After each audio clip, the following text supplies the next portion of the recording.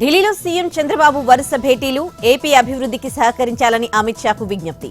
నిర్మలా సీతారామన్ను కలిసిన AP CM కాసేపట్లో గడ్కరీతో భేటీ.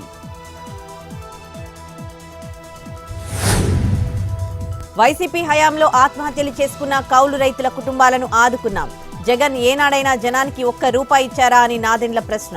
5 కోట్ల విరాళం ప్రకటించి పవన్ బాధితులకు అండగా నిలిచారని వ్యాఖ్య.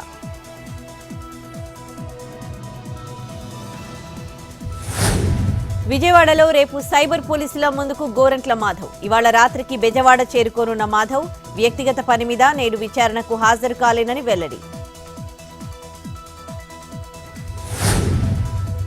వంశీని 10 రోజుల కస్టడీకి ఇవ్వండి. విజయవాడ ఎస్సీ ఎస్టీ ప్రత్యేక కోర్టులో పోలీసుల పిటిషన్.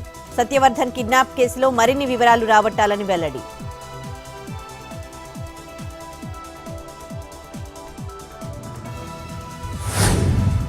డీలిమిటేషన్ ప్రక్రియను వ్యతిరేకిస్తూ చెన్నైలో అఖిలపక్ష సమావేశం. 1971 జనాభాల లెక్కల ఆధారంగానే విభజన ప్రక్రియ చేపట్టాలన్న స్టాలిన్. 2026 జనాభా లెక్కల ఆధారంగా విభజన ప్రక్రియ చేపట్టొద్దని వినతి.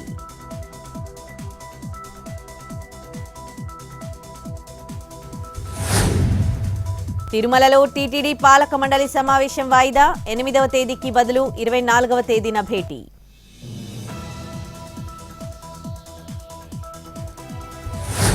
ఖమ్మం జిల్లా ఎరుపాలెంలో రైతుల ధర్నా. ఎంఆర్ఓ కార్యాలయం ఎదుట నిరసన. సాగర్ కాలువల ద్వారా నీరు విడుదల చేయాలని వినతి. ఎండిపోతోన్న పంటలను కాపాడాలని వేడుకోలు.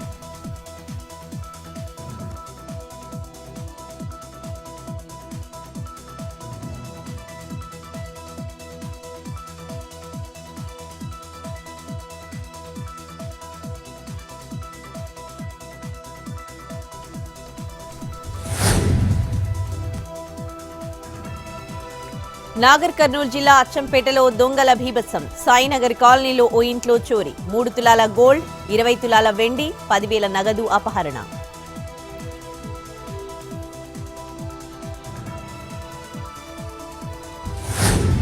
మలక్పేట శిరీష హత్య కేసులో సంచలన విషయాలు. ఆమె భర్త వినయ్, అతని సోదరి సరిత కలిసి చంపారన్న పోలీసులు. సరిత అక్రమ సంబంధాన్ని ప్రశ్నించినందుకు శిరీష మర్డర్. మత్తు ఇంజెక్షన్ ఓవర్ డోస్ ఇచ్చి ఘాతుకం.